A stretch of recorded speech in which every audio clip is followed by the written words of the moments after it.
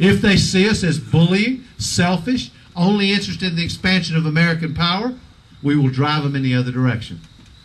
If, on the other hand, they see us as the source of hope and opportunity, if America is the light, and that's the America that I grew up in.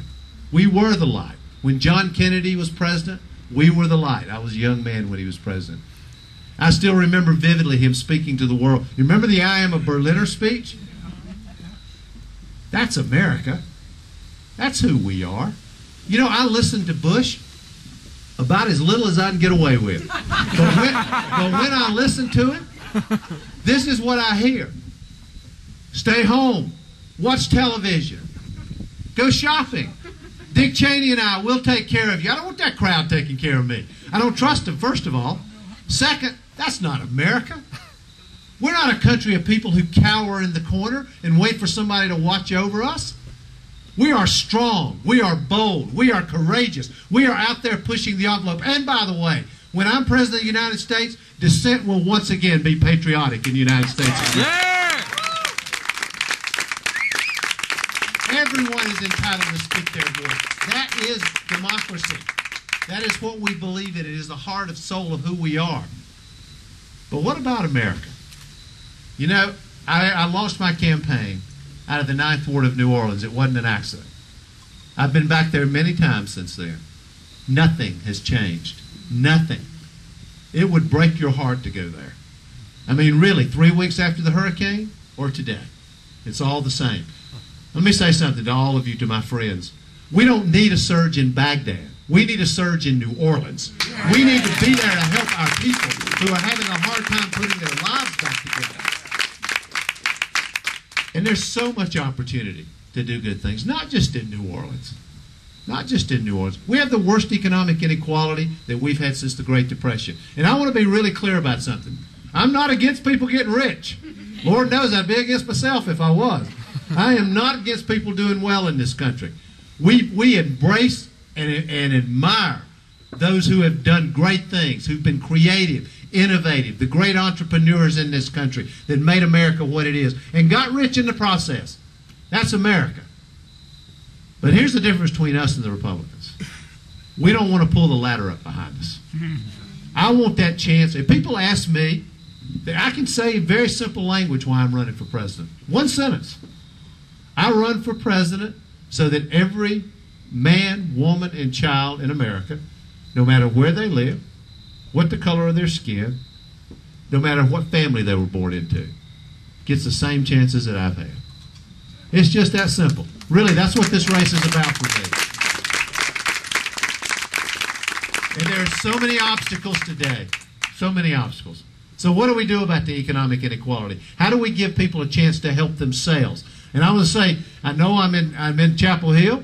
I know I'm among my liberal friends in Chapel Hill. I understand that. I'm going to say this very clearly. Anybody in America that's capable of working ought to be working. People ought to take care of themselves. But we ought to help them.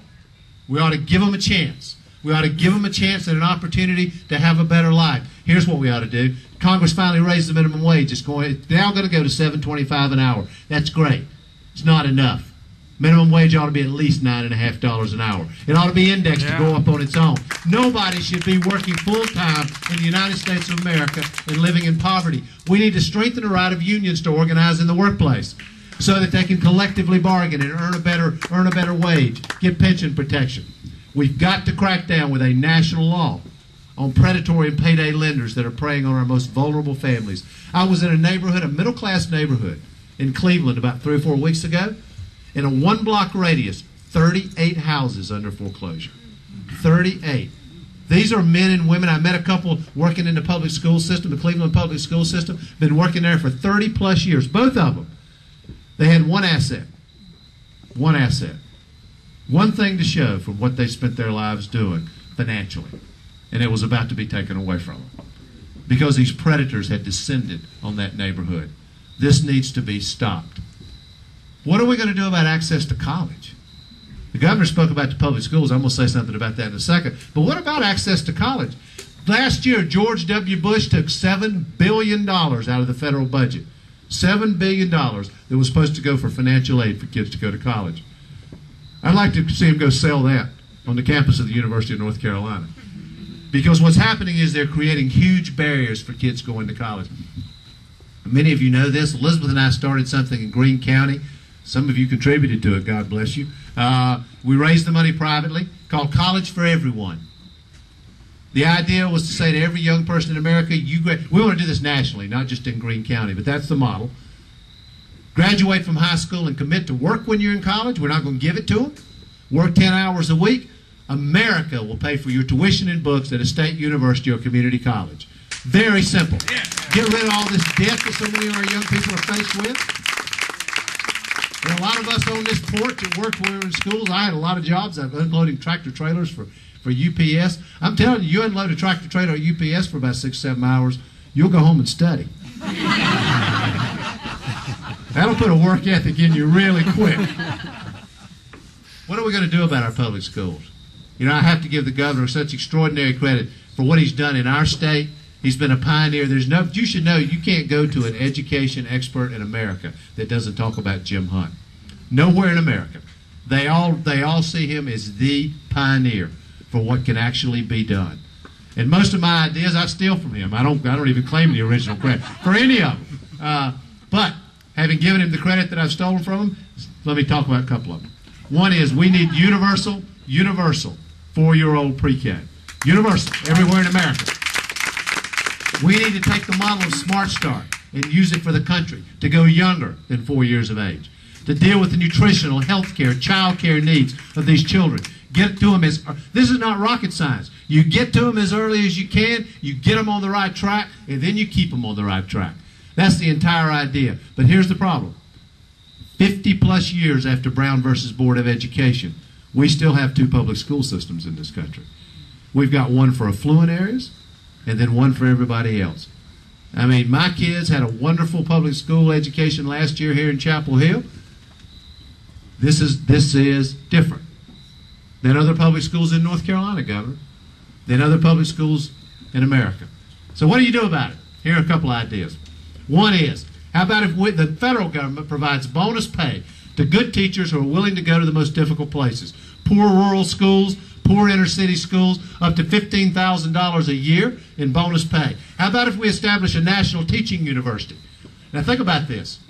Similar to West Point, where we go into our high schools and recruit the most talented young people in America. We bring them to this teaching university. We give them the state-of-the-art education to become educators.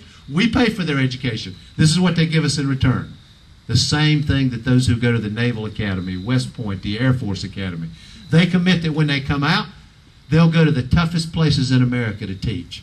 So we get our best, our most talented, we give them the best education that could possibly be had to become educators, and then we send them out across America to the places that we need them the most. What about graduation rates? Governor talked about 56%. In the place I was in South Carolina yesterday, it was lower than that, 53, 54%. When half of our kids are not graduating from high school, something's wrong. Now, just to be honest, a lot of those kids started dropping out of school when they were 6 years old. And they finally got old enough to drop out. So we got to do all these early things. But for those who drop out, we need second chance schools. We can't give up on these kids. We got to give them a chance to turn their lives around. So we need to create second chance schools all across this country.